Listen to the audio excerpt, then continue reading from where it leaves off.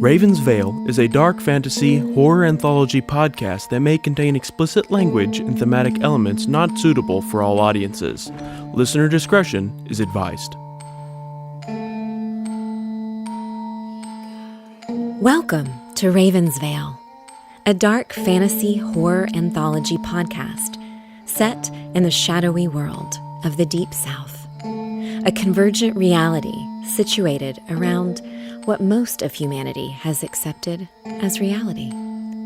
Obscured from human eyes, Ravens Vail is a mystical sanctuary intended to preserve the existence of its immortal inhabitants. The Macquarie, commonly referred to as witches, have been hunted since before written history. The witches of the Highlands fled persecution to a new land that would come to be known as Appalachia. In these parts, you should always be leery of the things that scare witches. The veil is thin tonight, family. Let's see what darkness lies beyond.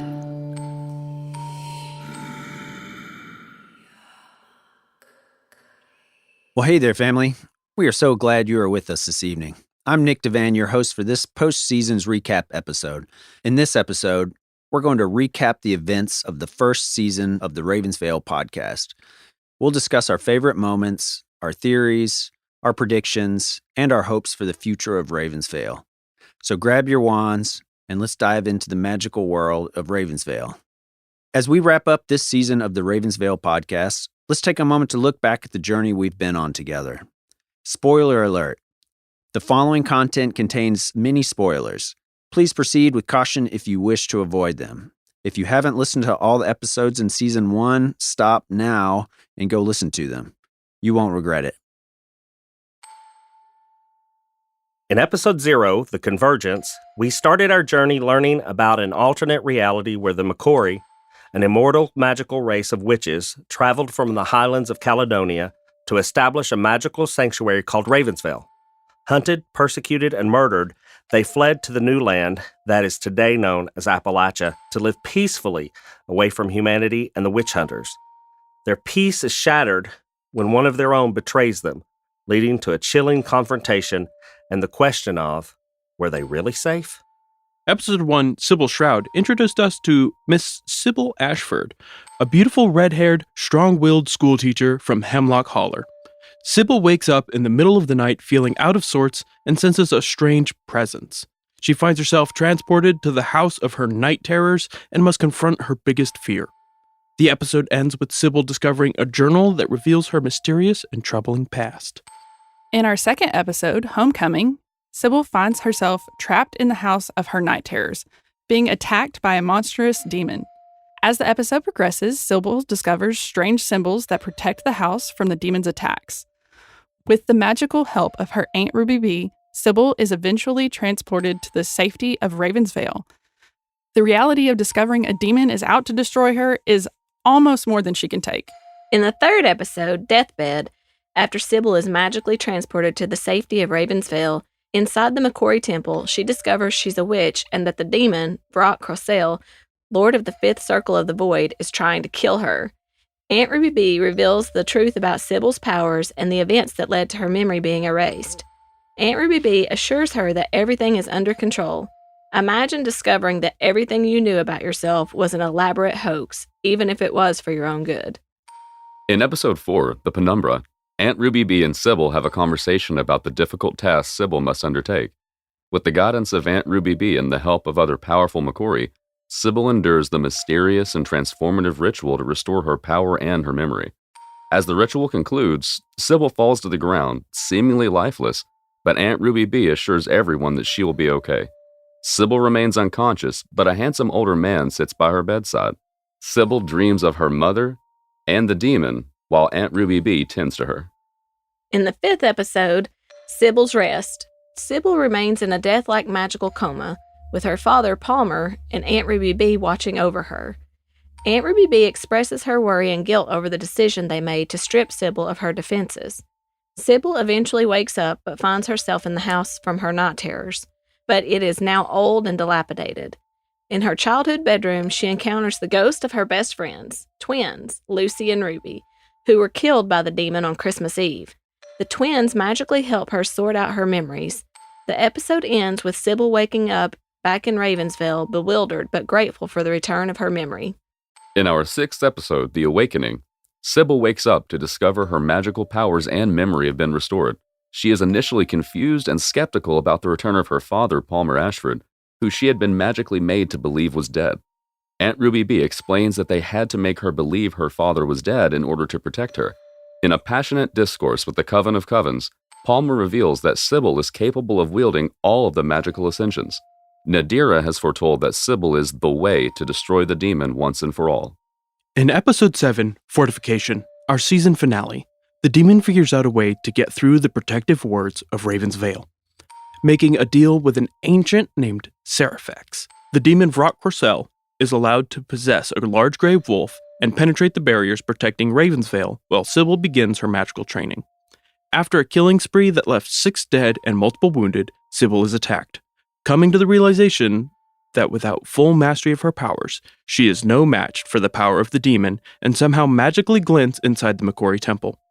The episode ends with Palmer Ashford and Jude Gregor, Sybil's Sun Ascension preceptor, destroying the wolf and injuring the demon in the process. We've had an incredible journey this season, filled with twists, turns, and unforgettable moments. Today, we're going to dive deeper into the experiences behind the scenes. We have the cast members with us, ready to answer some burning questions and share their insights about the season. I'm joined in the studio today by the cast members of Ravens Vail podcast. Ed Bolden Greer, our writer, creator, director, and voice of our narrator, Lucian Ashford. What's up, guys? Jared Bolden Greer, our executive producer, musician, and voice of the Lord of the Fifth Circle of the Void, the nasty demon Vrock Corsell. Woo! Nasty. Yeah. Kristen Newby, our talent acquisition specialist and the voice of the main character of the Ravens Vail storyline, the strong-willed witch, Sybil Ashford. Hi. Lena Perkins, the voice of the kind, sweet, but vivacious Aunt Ruby B. Atworth. Howdy, y'all. Jordan Walker, the deep bass voice of the powerful high priest of the Ravens Vail Covens. Hey there. So sit back, relax, and get ready for an exciting deep dive into the world of Ravens Vail you've come to love. Let's get started. I'm going to be asking you guys a series of burning questions that our staff and listeners have come up with to get to know you guys a little bit better. You guys ready? Yeah. Oh, you got it. All right. Are they ready? The first question will be a round robin where we will hear from everyone. So guys, what was your favorite scene or moment this season, whether your character was in it or not? Ed? Well, I think my favorite scene was the scene where Sybil gets to meet her 2 best friends, Ruby and Lucy, and how that played out. I think that the reason I like it so much is because we tied it into the Christmas story as well. And so we got to do a lot of Easter egg opening there. Jared, what do you think? I might be cheating a little bit because I did write part of it, but the Christmas episode, specifically the combination of characters who we've technically met in the actual storyline, but who are going to be far more present in season 2, were threaded in as part of the writing process for the Christmas storyline. And I don't want to spoil that part yet. That Christmas episode was one of the scariest ones, and I wasn't expecting it because I thought it was just going to be a Christmas episode. I just remember when we released it, Lena immediately shouted out to all of us like, "Oh God, you got to listen to the..." Yes. Yeah. Kristen, what do you think? What was your favorite? Oh, goodness. There's so many different moments to choose from. It's really hard to nail one down. I think, honestly, I have to go with Palmer's call to action. Mm-hmm. Yeah. Just to be introduced in one episode to this new character and then to instantly have that range of emotion and power behind a character was really interesting for me. Yeah, to be Jordan a part did of and so listen. good. It Nailed was, that. it was Oh, wonderful. for sure. Oh. Thanks, baby girl. Lena, what do you think? What was your favorite? So yes, I agree with Kristen. The way the sermon of the DS was just so passionate and just sucked you right in, and you were just ready to sign up for war, just ready to go, ready for action. But the finale, you just have to listen. You just have to listen. All right, Jordan, what do you think? What was your favorite? Well, I wasn't gonna, stroke myself too much and agree with the call to action. And in the interest of that, I'll also move on to probably waking up Sybil. I feel like it kind of evokes, what my character's motives are and shows you a bit of my personality for the first time before the big Coven of Covens meeting. So probably that, and something from the finale with this character that is, I always enjoy a self-important, effeminate, somewhat masculine character. Yeah, the Seraphex. Seraphex. So, I mean, honestly, just their whole concept was fun to go through. Yeah. Not a specific part, but a specific aspect is just the voices that we're doing. Jared's been killing it with the voices, and everybody else with the screams and whatnot. Those things are hard to create when Ed is like, okay, I'm hearing this voice in my head, and usually Jared's like, I know exactly what you're talking about. But you know what? I just have to say, looking back over the whole season, everything that I had envisioned, y'all just brought it to life. I mean, it was like, wow. Well, you directed us there, at least a lot of the time, for me. So very good writing. I appreciate it. Yeah, we could all feel it when it was the right one for sure. So the next few questions are going to be for Ed specifically. What about voicing the narrator has surprised you? Well, something that I don't think I really connected with, even though I was writing it, was how into the storyline the narrator had to be. Later down the road, the narrator is part of the story, but now he's just recanting the story. And so really having to think through and create a character that would be true to form later down the road. Yeah, any good storyteller is a part of the story in themselves, but the narrator is telling a part of their past, and also, like, he knows these people, some of them, so, it's probably hard to tell those stories. Yeah. So, who is the narrator, and how do they know so much about Ravens Vail and the McCory? Well, so this was kind of, I don't know if you'd call it an Easter egg or what, but if you go back to episode 0, and the guy who's in the house and he's telling the story, he's the narrator for the whole series. He's the one telling the story. Okay, so he's actually there. Yeah, he's there. As the creator and writer of Ravens Vail podcast, can you share some insights into your creative process? How do you come up with the themes for each episode, and what inspires you to keep creating new content? Well, over on the other podcast, The Cauldron, I did kind of an origin story, and in it, I talk about how I was in my real job. I was headed towards burnout, and I talk about how I needed to get back to a creative side. And Jared brought in another podcast for me to listen to, and where I wanted to do a podcast and I wanted to write horror, it was the answer to combining the two. So the creativity, the having no bounds, because I'm creating this whole universe and getting to bounce ideas off people and everything. That's what keeps me wanting to create more and more content. The process, it has evolved since the first time that I wrote a script for an episode, and it's gotten now to I do an outline of where I want the story to go, and then I go in and I fill in the blanks. And I'm a big extrovert, but I've found that my writing process is very introverted, and I don't really like to share any of it until I have a complete work, and then I give it over to Jared, the executive producer, and he goes through it and tears it apart and rips it apart and says none of this will work, and then I go back to the drawing board. I'm a villain. Do you read it out loud once you've finished writing it? Well, you guys do a full read through? No, I do that as I'm writing it. You talk out loud as you're writing. That's why I like to be in the podcast office, the G spot, as Jacob calls it. I like to be in there by myself so that I can I can read the line like I hear it in my head to make sure it's translating. Would you cheat and give us a little bit of spoilers for season 2? I can say this. I'm not big at giving spoilers, but I can say this. Sybil is going to learn magic, but Sybil's kind of an aggressive. If you haven't noticed, she does her own thing, and so she's not going to learn all the magic before she has to fight the demon, and she's going to be overconfident. So there's some risk here, Some potentially hubris. for her. Yes, lots of risk. Okay. It And could I be don't, not really a spoiler, but I don't always believe that the heroine or hero of the story always makes it out okay. Good to know. All right. That doesn't mean they don't make it out okay. Eat. Just don't always make it Time out will spotless. tell. All Time will right. tell. We'll see how that plays out. Okay, I have a round robin listener question for you guys. Is it fun becoming the character and recording the episodes? Ed, how about you start us on that one?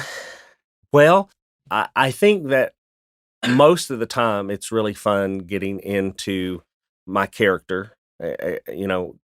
There are days where I have to do a single line over 40,000 times, and that's not always fun. But I really have come to really love my character, and so getting into it's pretty fun.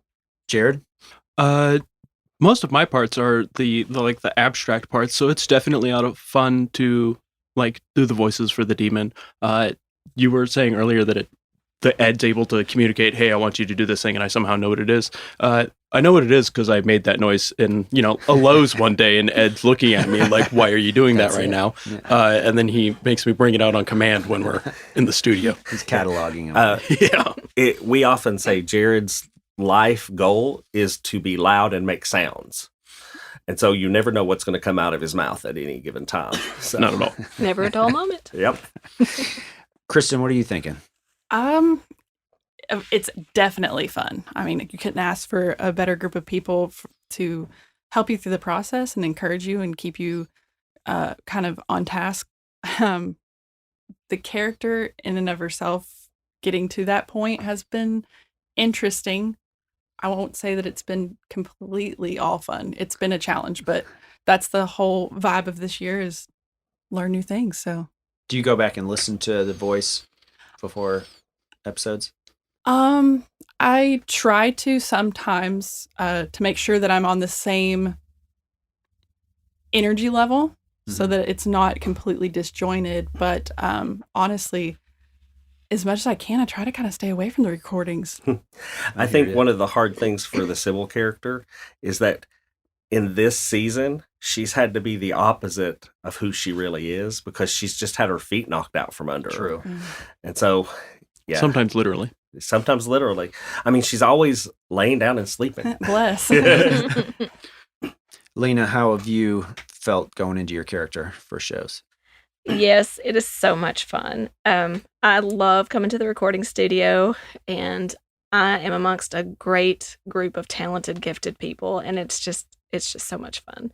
I love it, and I love getting into the Aunt Ruby B character because I can identify with her, and it's just fun to step into another world for just a little bit.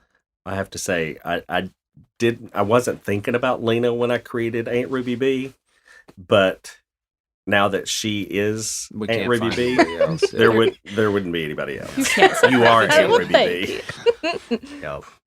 Jordan, what's your how do you get into your character and do you enjoy it? Oh, I mean, it's a wonderful outlet. I've worked in insurance for way too long. I'm fairly reserved socially, but I'm also an introverted extrovert in a way. I'm creative, and it's great to break out of that. I've also kind of always wanted to build something like Palmer has, and I don't do much for myself, but I will call to action and do anything else for the people around me. So kind of evoking that personally is something I can definitely relate to. No, yeah, I have a great time doing it. Awesome. Okay, Lena, got a couple just for you. What do you like most about Aunt Ruby B? So what I like most about Aunt Ruby B, her cooking. I like to eat and I like to cook as well. and apple stack cake and pinto beans and cornbread.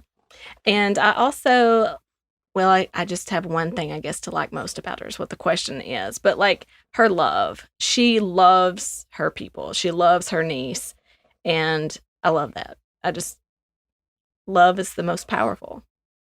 Ed, can I sneak one in here real Yeah, quick? yeah. What's the inspiration for the apple stack cake? Is there somebody you know that does it? Yeah, my mama. Oh, okay. She made the best apple stack cake in the world, and as I was just thinking of what I was just when I was writing the episode where apple stack cake appeared, in the kitchen, I just thought if I was in a situation, what would be the biggest comfort food for me? And it was apple stack cake. And she never goes to the apple stack cake, but it's there if she wanted it. It's too bad. My great granny was also a apple stack cake master, and I've not had one like it since, but I bet your mom's is probably really close. Yeah. All right, Lena, who are you using as an inspiration for Aunt Ruby B? Well, I am using my dad's first cousin. Her name was Sandra, and she and my dad were both very close as children. And after my dad died, she kind of wanted to really make a presence in our lives. And she taught me how to fish and, just the things that she thought was important, in the absence of my father. So she showed me that love, and her niece calls her Mama Duck. So, she's got that love, and I can really think her and Aunt Ruby B would have got along really great. So she is your Aunt Ruby B. In a way, yes. Yeah. Okay. That's cool. That's got to be a little easier to have somebody specifically that you're going towards. What was the hardest thing about creating your character, getting into character? Slowing down. Yeah. I am a very energetic person, and I think Aunt Ruby B is a very energetic person, but she's learned to harness that energy and still move with an urgency, but at a very intentional pace. Yeah. I've heard that a lot as we're recording. Slow down. Yes. For everybody. Yes. Yeah. Okay, another round robin question. What do you think your character will be doing in season 2, Ed? Talking a lot, helping to narratively give you the setting and create the storyline. But I think he's going to play a little bigger role, maybe. Okay. You would know if anybody. Don't know yet. All right. Maybe. Jared? Well, as the demon, probably doing some ass kicking and getting its ass kicked in return. But as Jude, I think we're going to get to see a much warmer side of that character. I mean, he's only very briefly in the final episode, but I think we're going to get to see a lot from him about who he is and why he would be Palmer's best friend. Okay, good insight. Kristen, what are you thinking? Hopefully finding her footing in more ways than one. Honestly, I'm looking forward to maybe her regaining her confidence and power, not just learning the magic. Mm-hmm. That's Less questions, more statements. Yeah. Not confused, more. well. This is how it is. I'm not the writer, so I don't know. Ed, We'll are see. you using this as a basis for your next season? Oh, yeah. Okay. All right, Lena, what do you think your character will be doing in season 2? I definitely think Aunt Ruby B is going to be like checking and double checking and just like honing in on being prepared, because this is, the finale presented an unprecedented occurrence.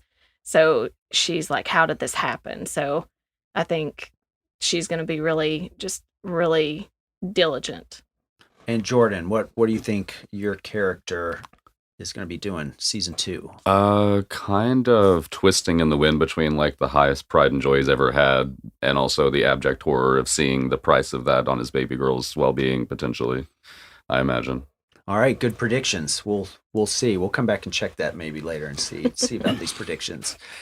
Okay, now it's Christian's turn for some questions. All of these questions came from the listeners. Someone else voiced Sybil in the first 2 episodes. How did you become the voice for Sybil?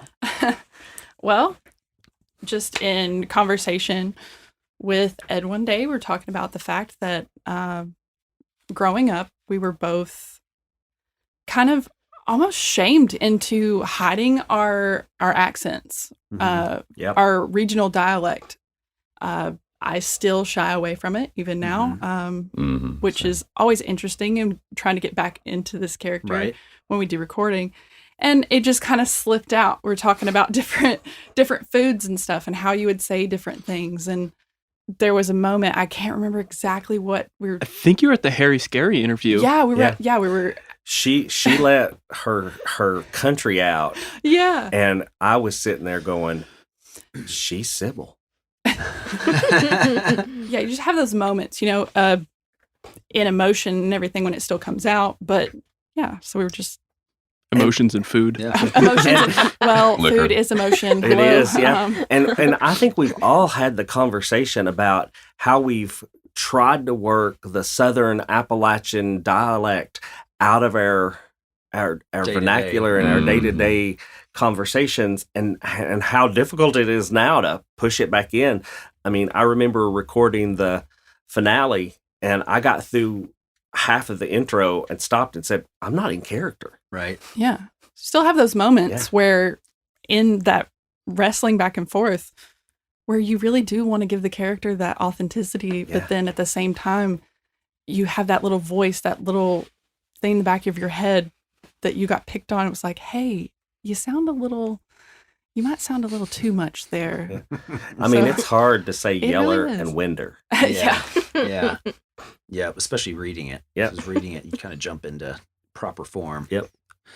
Okay, Kristen, another one. What season 1 episode was your favorite? Oh, goodness. Every single episode that comes out, every single one that we record is always turning out to be my new favorite. It's really just watching everything grow and watching everything evolve really just blows my mind. So right now I'm going to have to say the season finale. I know that might come across as a cop-out answer, but I'm so excited for more. Yes. Okay, when did you feel like you found your stride in voicing Sybil? I'm going to have to say that came when Sybil wakes up and all of her memories have come back and her daddy's there. And just having to tap into that and finally letting go of any kind of almost like embarrassment. When you're new to this sort of thing, you have to let that go and just kind of let the character have that moment. And I feel like that for me was when that changed, that I noticed it for myself. Well, I certainly noticed it in the second episode that she was in. She finally took a breath. Yeah. And just Sybil came out. Yeah. Seeing the conversion from everyone going from reading to acting at a certain point, right? Like there's a certain moment where I think everybody goes into that next step between reading and acting the script. And I definitely would agree. It came out right around that same time you were doing that speech, and the screams you had to do in that episode. Yeah. You were working so hard. I was like, "Are we gonna have to do the Wilhelm scream? Are we gonna have to supplement here?" Right. And then all of a sudden, you let it out. And during the finale's recording, you just went straight for it. That was one take on that scream, and you had it, and it was great. That was amazing. I don't think people understand. Like we're just kind of sitting in a studio, acting it out. It's much easier to do on a stage than in a sound studio. Yeah. Body language and stuff you can rely on there just isn't here. You have to. It's all got to be and in the volume voice. too. If you're in front of a crowd, volumes, feel easy to get loud, but in this quiet and they're not little seeing studio, us do anything. They're just hearing us. All right, here's another round robin question. So everybody feel free to answer this one. What was the most challenging part of learning your character? Ed? I think the way I envisioned my character when I was writing him at the first has evolved into him being part of the storyline, not just a bystander. And so the most challenging part was making decisions about who this character was inside myself so that I could bring that out in the character. Jared, you had some hard characters and voices. What was the most challenging part? Spacing. So when we did the live performance, I just got to go balls to the wall on that one read. And so I was able to put a lot into that one stage performance. But in here, we like to do some of those vocal effects, and it takes planning even on the first read in order to make sure that you can copy the pacing, especially when you're doing very different styles of sound production, right? So some of those I'm whispering forcefully, some of those I'm sort of inhaling through certain sounds, right? And it's really hard to space all those things so they feel the same, even though they're produced very differently. Yeah, I could see that. Yeah, when we're lining, we're often doing multiple voices on top of them. So if you do the first one at a time, then all the other ones, and vice versa. Yeah, they got to fall He into that mentioned same. the live show, and everybody but Jordan was involved in the live show. It was a phenomenal experience. We got such good feedback from it, and we're doing that again this year in a bigger way at Appalachian Horror Fest, which has been scheduled for Saturday, October the 12th. We're going to have a whole new show for everybody. Awesome. That's exciting.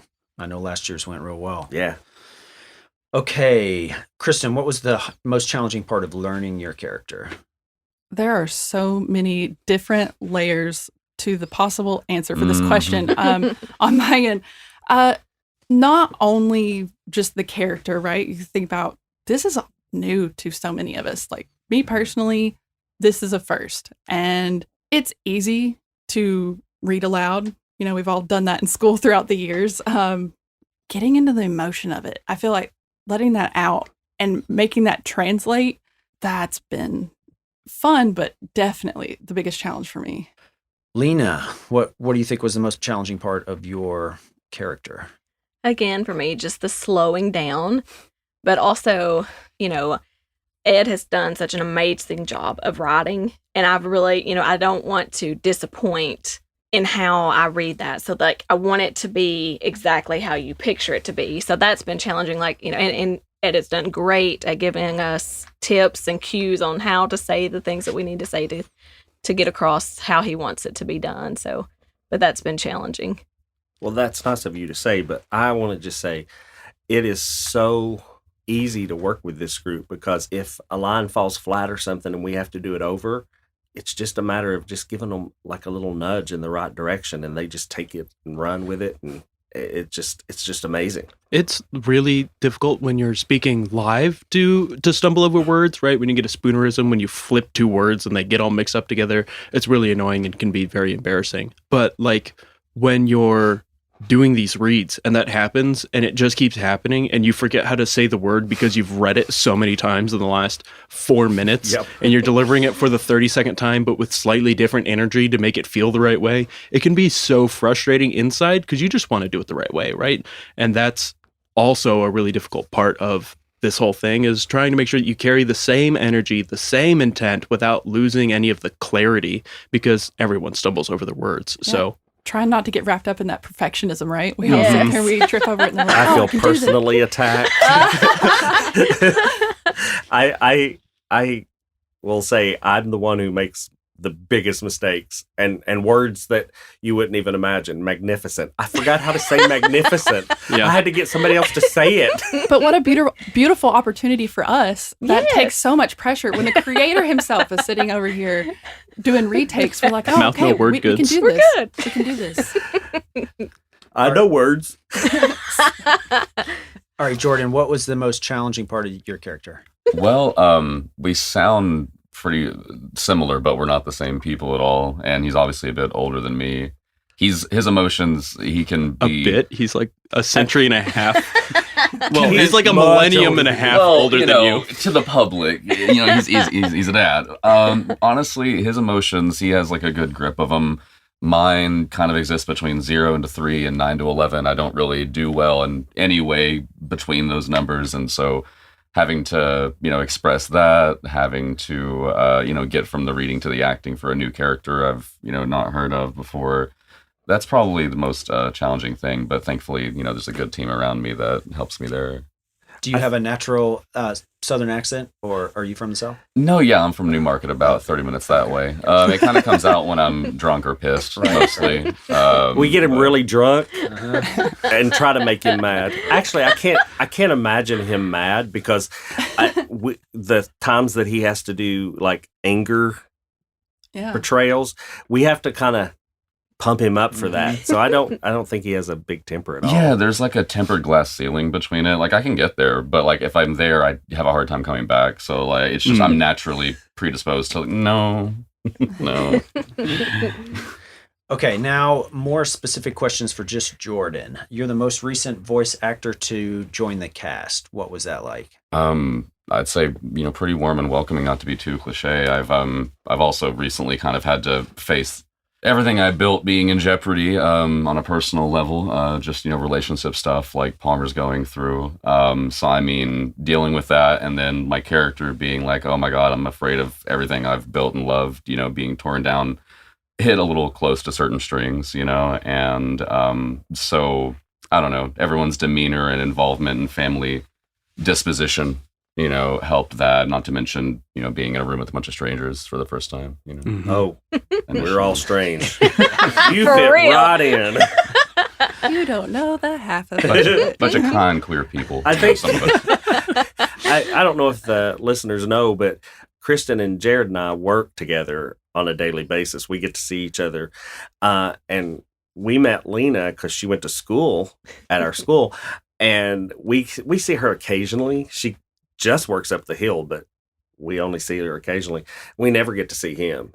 Yeah, I was a referral. Yeah. Okay. I was doing pageant voice work and random little blurbs, and some friends reached out. As far as anyone knows, we are a nice and normal family. No, we just have to ease people into it sometimes. Normal. Normal. Air I like quotations. that word. Normal. Abby, normal. Okay, Jordan, the call to action monologue in the Coven of Covens scene was pretty intense. How did you make it through? Well, I mean, as a Southern queer person, I've always wanted to bash back a little more than I could, to be completely honest, back to that, emotional scale of mine. And, so, between those fantasies and good direction and, righteous indignation, if you will, evoking that pretty much. I like it. Okay, last question, Jordan. Is there a specific inspiration for your Palmer Ashford voice? I suppose there's a few. I mean, no one knows my father, but he just sounds like me. And then I'd probably kind of say, like, if Hank Hill had Jeremy Irons' disposition, was kind of the image in my head. We also told him we wanted him to sound a little bit like a Southern Baptist preacher. Oh, yeah, hellfire, brimstone, glitter, Righteous indignation. Okay, our last round robin questions. What's it like when you guys can't get through your lines? Ed, start this one off for us. This is me most of the time. So it gets frustrating. Honestly, it just gets frustrating. And like I want to make it so impactful so that everybody can see what's supposed to be going on and see what's going on around the characters. Because I think that lends to the characters being able to do a better job. And I feel like sometimes I walk away going, how can I write the line and not be even able to say it? Mm-hmm. So, yeah, it's sometimes hard. Jared, what do you do when you can't get through your lines? I mean, I've not had too many lines so far. The demons parts have been pretty concise. It's only 2 episodes so far. And Jude, we've only barely gotten to meet, but mostly it's just repetition. I want to make sure that I fix the things I did last time, so when I mess something up, now I get to mess up something different so I can carry each success forward into the next interpretation. Kristen, do you have anything you do when you can't get through your lines? Oh, it can sometimes feel like such a juggling act, right? You get through that, to remember to get through the frustration of it's okay, you can do it again, but also just, where is your energy in this line? Where is your accent in this line? It can be a lot, but this environment and everyone here, again, that just peace, kind of just take a deep breath. We're all right. We have time. Let's go again. Let's scream again. Yeah, let's scream Scream again. one more How many time. cough drops do you have? Get on those feet. Lena.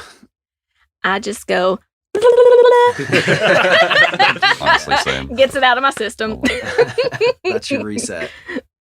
Jordan, do you have anything you do to get through your lines if you're struggling? If I'm struggling, I beg for direction, and I also make gibberish noises, and I remind myself that I'm, not at work. I kind of act in my corporate job all day in the sense that, like, I'm great, you're great. Why would you want to leave? We have all your problems. I know what you're going to say and what you need to hear.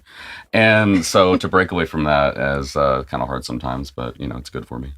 He curses about his balls a lot. Yeah, all the time. Well, and other things. One of the things that Nick and I were talking about is that he's been collecting bloopers. Oh no! And he's going to throw a few of those in here somewhere in this episode. So I'm really. None of us know what they are. He's the only one who knows. So. That'll be a very interesting soundboard. I've got plenty. I'm looking forward to being I'm sure he's got plenty. Yeah. If it makes me laugh, I set it aside. So what you're saying is the blooper Perks reel of of the Ed job. fucking up. It might be a little Ed heavy, but I'll add some other ones. I was like, oh yeah, it makes you laugh. I'm safe. Awesome. That's great.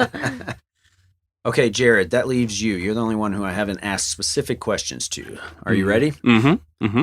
How did you create the Vrock Crossel voice? So kind of like I mentioned earlier, I make noises all the time. I talk in funny voices. Sometimes when I'm teaching, I just switch to an Australian or a New Zealander accent for an entire day. In high school, I went through a Russian accent phase where I literally spoke for 3 consecutive weeks with every person in my life in the same bad Russian accent. And it was to the point where my history teacher actually just refused to answer my questions. He was like, when you're done with this phase, you can join class normally again. But, the demon voice, different noises, pterodactyl sounds, all of those things come out of me all of the time. And so just collecting those together and making them present in the way Ed asks is, that's the process. I'm curious about this bad Russian accent. You'll hear it someday. Okay. Yeah. He often says when I asked him to do this, he's not a dancing monkey, but mostly I knew he could do the voice of the demon because he does a Wookiee voice. I love it. It's my ringtone for him. I love it. My mind is blown. That's beautiful. For real. That's great. Okay, Jared, so you create most of the music for the podcast. What's your process in coming up with the parts you play? So a lot of them are just little melodies that, as an adult, I appreciate my instruments a lot more than I did growing up as a kid. I've always played music. I started playing the cello when I was 4. And then I switched to the upright bass, which was my real dream the entire time I was playing the cello, but they didn't make them 4-year-old Jared size. So I played the cello for about 5 years and then switched to the upright. And then I switched to an electric bass when we moved to a different state and they didn't have an orchestra anymore. So I switched to the electric bass to play jazz band with the marching band. And then I learned to play tuba and sousaphone. And then, when I moved back to Texas, I played upright bass again. And then I didn't play music for a while. A couple of years went by where I just wasn't focused on it. It always sat in the corner and I was looking at it and I was like, I'll pick it up every night or months. But now I'll often just pick up stuff and I'll just start noodling. And then right around the time Ed was getting into the habit of creating the podcast, I started to really get focused more on it. And I would just, instead of picking up a controller or going outside to longboard or ride a bike, I would instead noodle on the bass for a while. And then I slowly created a few different melodies. Every time Ed starts talking about a new thing he wants to do, a different ad read or a new part for one of his pieces, I start noodling on something else to see if I can't find something that would be a good fit for the mood. I think it's Nadira's theme, which is the entry music for each episode. That was actually something Ed heard, a piece of music that I won't spoil, and it really inspired him. He wanted it to have that feel, and the process of us learning to communicate, where I spent my childhood growing up learning to speak music, which is a language of its own, and Ed not learning that language and him trying to communicate ideas, but just calling everything flat instead of, expressing tone or a scale or a different mode of music. All of those are different things.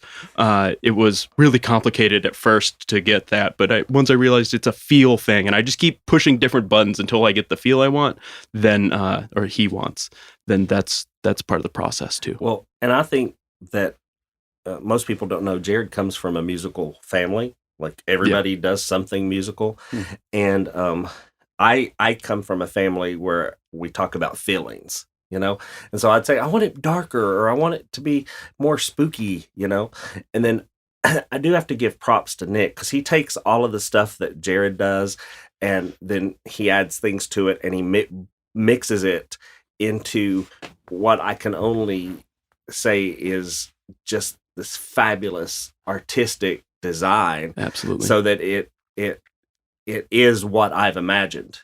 And Nick's so good at just taking words I say and making them into this show that we do. Absolutely. I would say it's understated how difficult it is to go, I want a mood and a feeling, and then to turn that into a piece of music is surprisingly complex, especially when we're not all using the exact same words or backgrounds.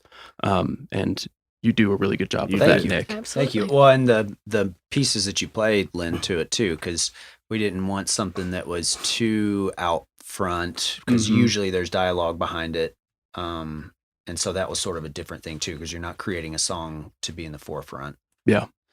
Oh, yeah. That's also a difficult part is as we're pulling things together, you want it to have multiple positions. You want it to be able to do a lot of different things all at once, right? So that part's also complicated. Yeah, pulling parts from the main song that become parts of the storyline and whatnot. Ambiance is elusive. Mm-hmm.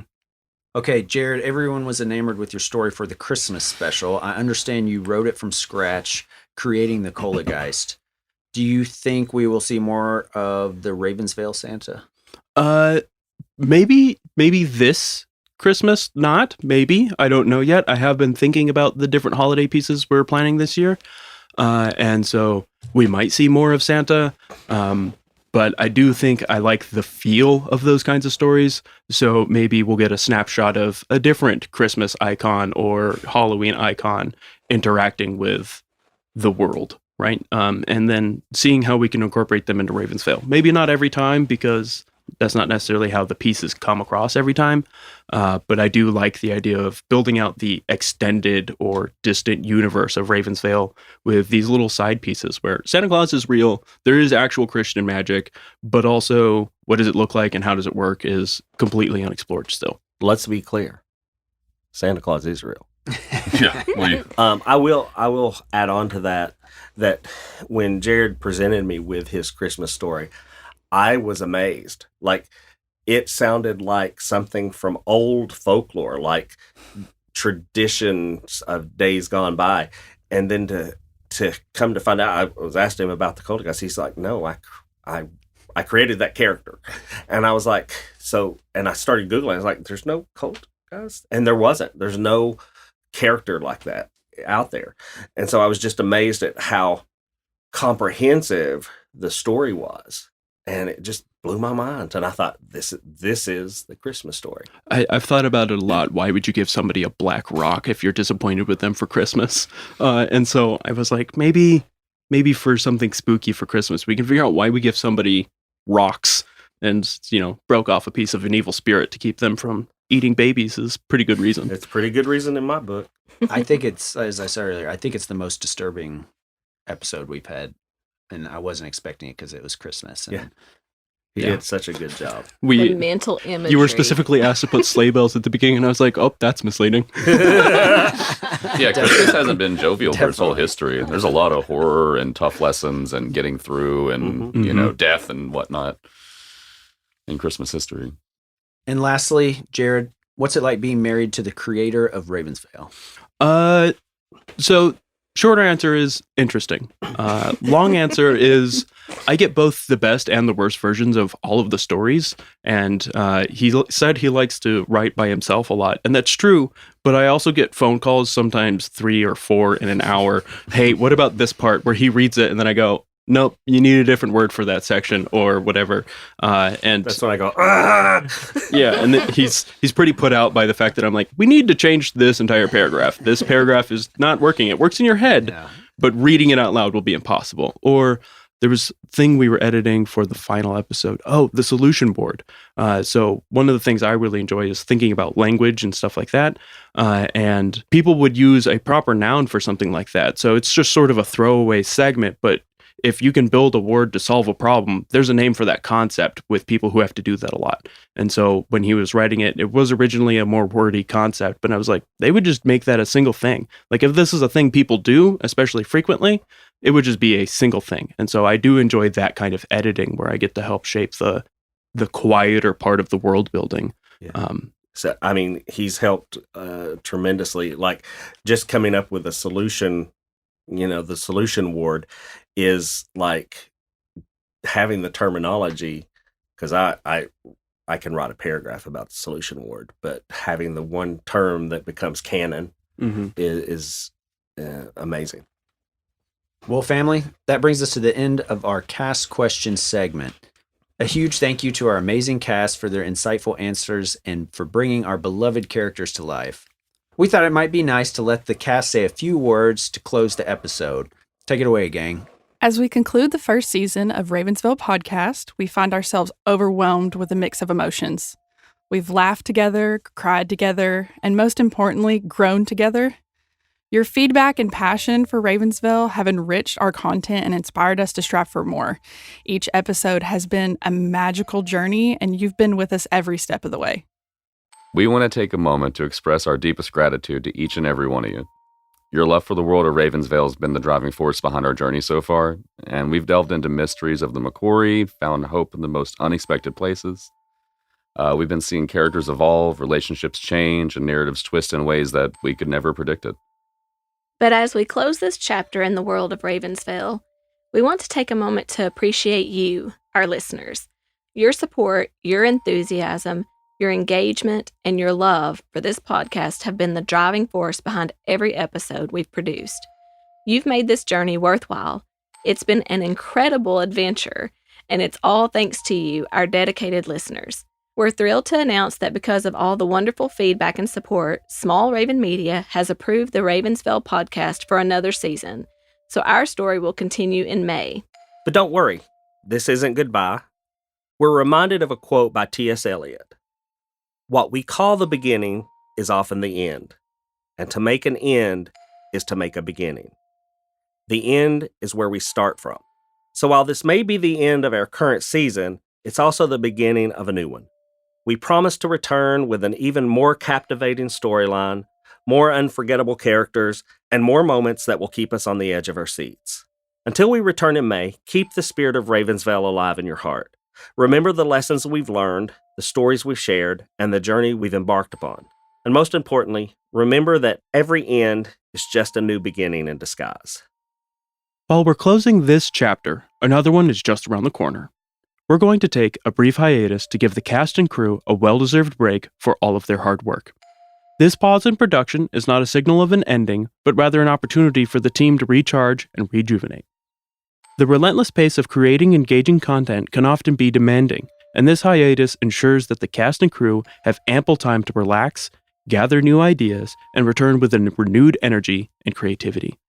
While listeners might have to wait a month longer for the next episode, you can look forward to an even more captivating and refreshed storyline when we return. We have some exciting new content lined up, and we can't wait to dive into it with you. All right, family. Last thing we're going to do here. As we mentioned, as I edit the podcast, I find lots of little gold nuggets of outtakes, and we're going to listen to some of the best here to wrap up this episode. Sybil stumbled back against the bedside table, knocking the table over. A water of glass. A water of glass. That's some magic right there. Yeah. Ed Bolden Greer, our writer, creator, director, and voice of our narrator, Lucian Asford. I sure hope not. You want to redo it? Stibble. With the magical help of her aunt Ruby B, Sybil We is ain't saying no aunt. Ain't Ruby B. Sybil opened her eyes slowly to the smell of Aunt Ruby B's soup bean and cornbread. Ugh. You're just cooking one bean there, Ruby. just one. It's a big one, but it's just We're one. going to share it. Its appearance was a terrifying testament to the unnatural magnificence. The demon I can't talk. The demon exuded an aura of dread and malice. Its appearance was a terrifying testament to the unnatural magnificent. Say that word. Magnificence Magnificence of absolute evil. Looking over at Palmer, Sybil sheepishly she's sleeplessly. Palmer Ashford made a dick. He made a dick. I bring the I dick. mean, Well, alrighty, family. There you have it. A recap of the entire season. We hope you've enjoyed this little extra look into the world of Ravens Vail. Again, thank you for being part of the Ravens Vail family. Until then, take care and keep the magic alive. If you like what you've heard this season, make sure you tune in to our next episode. We'll be back in May with Season 2. And man, oh man, does Sybil have a bunch of beans to break. Now, family, you adults have a few chores to do. Go on over to ravensvail.com and see about doing your chores on social media. Follow us on all the social media platforms that we've made available just for you folks. Like, listen, subscribe, and follow wherever you listen to podcasts. And if you don't mind, leave us a good rating and a kind comment. You can find the Ravens Vail podcast on your favorite podcast platform by searching for the Ravens Vail podcast. And again, make sure you hit the follow button to stay up to date with our latest episodes. Oh, and since you're going to have a little free time, tell your friends about us, won't you? So until next time, family, See you soon.